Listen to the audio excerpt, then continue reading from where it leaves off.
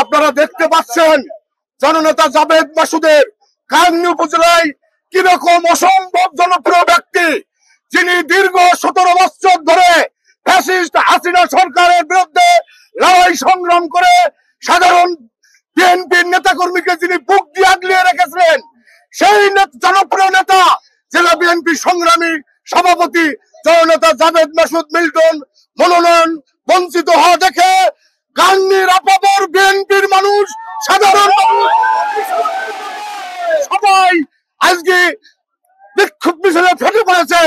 এবং এই বিক্ষোভ মিছিল আপনারা দেখতে পাচ্ছেন, যতক্ষণ পর্যন্ত জননেতা জাভেদ মাসুদ মিল্টনের হাতে ধানের শীষের ঝান্ডা না দেওয়া হবে, এই কান্দির আপামর জনতা বিক্ষোভ মিছিল চালিয়ে যাবে। এর কোনো ব্যত্যয় ঘটবে না। আমরা আমাদের প্রিয় নেতা বিএনপির ভারপ্রাপ্ত চেয়ারম্যান জননেতা তারেক রহমানের কাছে অনুরোধ করব, আপনি আপনার টিম পাঠান, জনমত জরিপ করেন, তারপরে সিদ্ধান্ত কে জনপ্রিয়।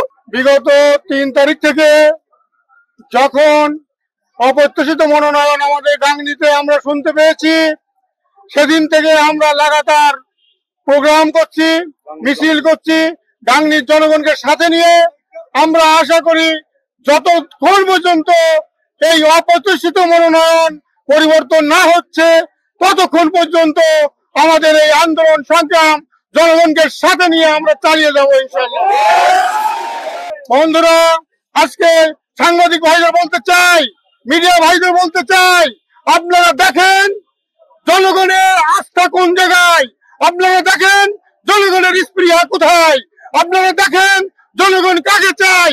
তাই বলতে চাই, জনগণ একদিকে ধানের শীষ, অন্যদিকে প্রভাবিত হচ্ছে। বন্ধুরা, হতে পারে না। আমরা চাই অতি সত্বর বিবেচনা করে দরকার হলে পরিদর্শন পাঠিয়ে আপনার নিরপেক্ষ ভাবে যাচাই বাছাই করে দেখে যান ধানের শীষ কার হাতে সবাই, ধানের শীষ কার জন্য অপেক্ষা করছে। আপনারা নিরপেক্ষ ভাবে দেখে বিবেচনা করে অবিলম্বে এই ধানের শীষ পরিবর্তন করা হোক।